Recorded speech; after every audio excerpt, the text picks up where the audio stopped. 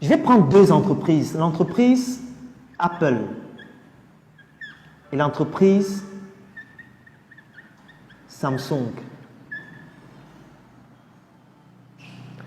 Il y a une statistique qui a défrayé la chronique à travers le monde en 2019.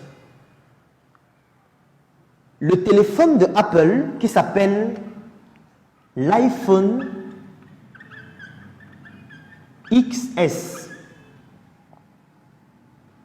Les études ont démontré que ce téléphone, 80% des composants de ce téléphone sont fabriqués par l'entreprise Samsung. 80% des composants de l'iPhone XS, un téléphone de Apple, sont fabriqués par l'entreprise Samsung, y compris l'écran du téléphone. Lorsque nous sommes au quartier, nous nous disons Samsung et Apple, ce sont des concurrents. Il y a même certains qui disent que non, moi je suis pour Samsung, l'autre dit que je suis pour Apple. Les gens même se mènent des guerres, font des débats. Mais ils ne comprennent pas que chaque fois qu'un iPhone XS est vendu, Apple gagne de l'argent, Samsung aussi gagne de l'argent.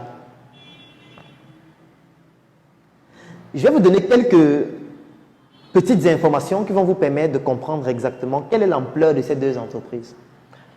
Apple, c'est une entreprise américaine qui est considérée à ce jour comme étant l'entreprise la plus rentable au monde. Samsung, c'est la plus grande entreprise du monde. En Corée du Sud, il y a 8 villes Samsung, des villes dédiées à l'électronique, des villes dédiées à l'électroménager. Ils ont plus de 40 000 chercheurs, ils ont leurs écoles, ils ont leurs hôpitaux. Le chiffre d'affaires de Samsung, c'est le chiffre d'affaires de Google, de Microsoft et de Apple réunis.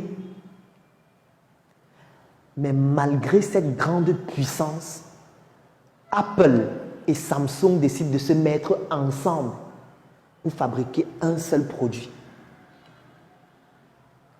Parce qu'ils sont arrivés à un niveau où la concurrence en réalité n'existe plus. La concurrence, elle est virtuelle. La concurrence est juste pour les médias. La concurrence, ça permet juste de pouvoir développer le marketing et de créer des fans. C'est à ça que c'est la concurrence pour eux. Mais en réalité, ils ne sont pas concurrents. Parce que lorsque chacun des produits est vendu, ça bénéficie à l'autre.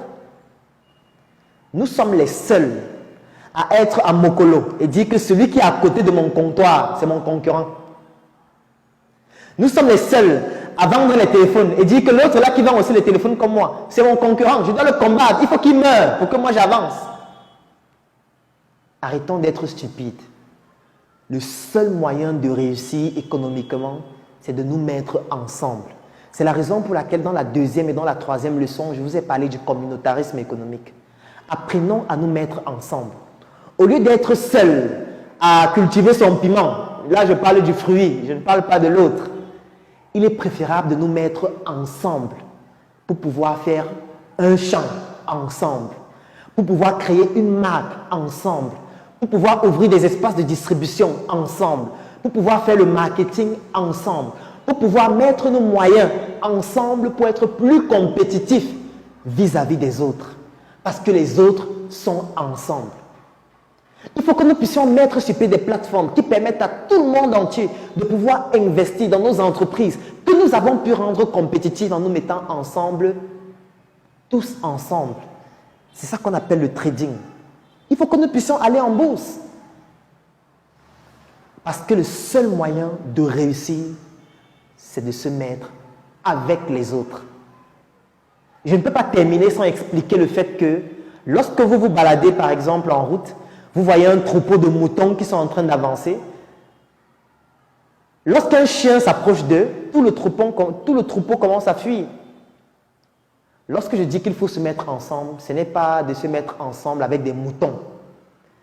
C'est que chacun de nous doit pouvoir développer sa compétence, développer son talent, développer sa performance, afin que nous puissions faire un assemblage ou alors une équipe de personnes individuellement compétentes qui vont donc donner une équipe qui sera plus forte et plus compétitive. Je suis Claudel Nombissier et je vous donne rendez-vous dans une prochaine formation.